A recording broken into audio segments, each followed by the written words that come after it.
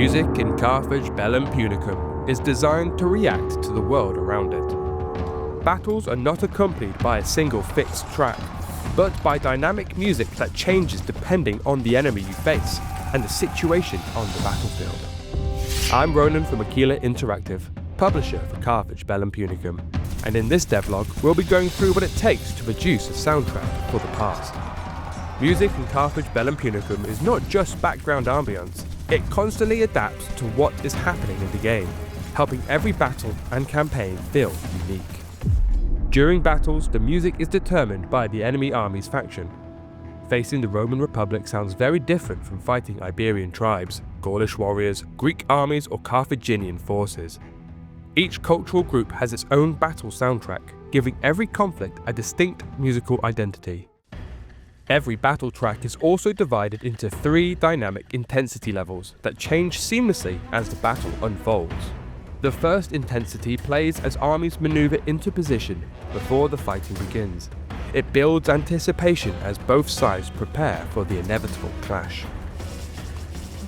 Once combat starts, the music transitions to its second intensity, bringing more energy and tension to match the beginning of the engagement.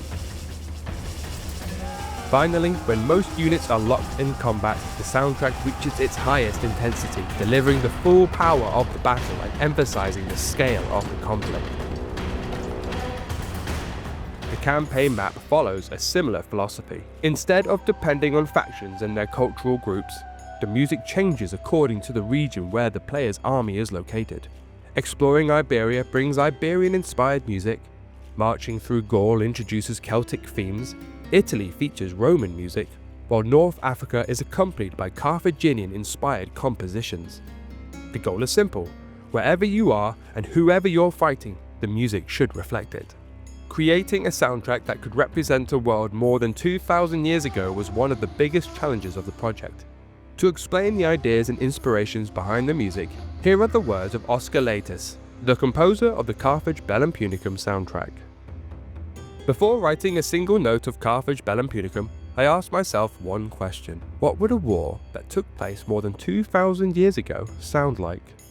When we think about video game music, we usually think of memorable melodies.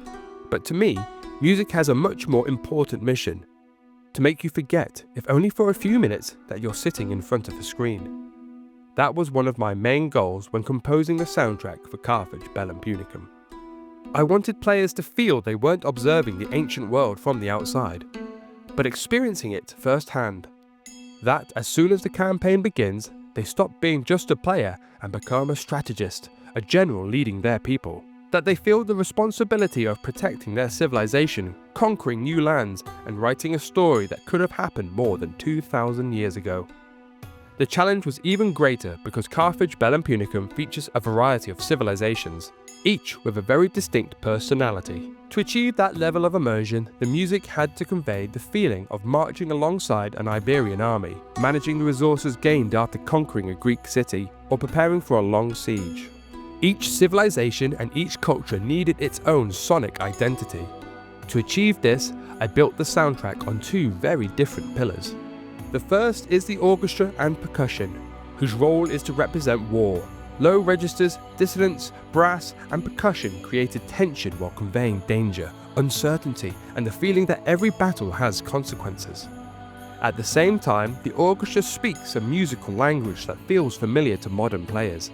It acts as a bridge between the present and the past, allowing me to combine a cinematic aesthetic with historical instruments to create music that immerses the player without distracting them from the game.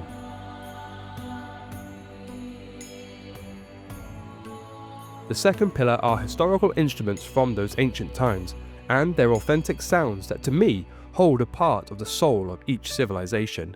They give every faction its own personality, making it possible for players to recognize a culture within just a few seconds of hearing its music. To reinforce that feeling, I gave these instruments a wider reverberation, creating the impression that their sound has traveled for more than 2,000 years before finally reaching our ears.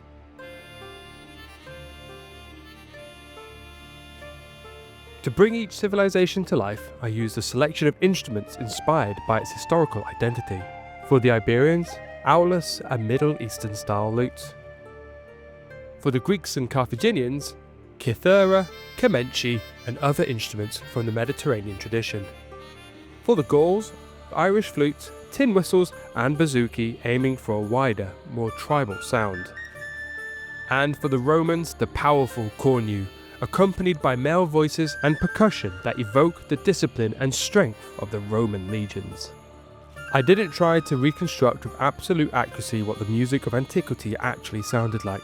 Historians, archaeologists, and outstanding documentaries already do that. What I truly wanted was to capture an emotion. What would it have felt like to hear an army on the march, celebrate a victory, or lay siege to a city more than 2,000 years ago? But if during a game the music makes you forget for just a moment that you're sitting in front of a screen, and instead it makes you feel like you're part of that ancient world, then I'll have achieved exactly what I set out to do. Those were the words of composer Oscar Latas. We hope that when playing, the music helps you feel the weight of each decision, the tension before the battle, and the identity of the cultures that shaped this era. As usual, thank you all for your support. And if you haven't added Carthage Bellum Punicum to your Steam wishlist yet, now's a great time. Every wishlist helps us get the game in front of more players.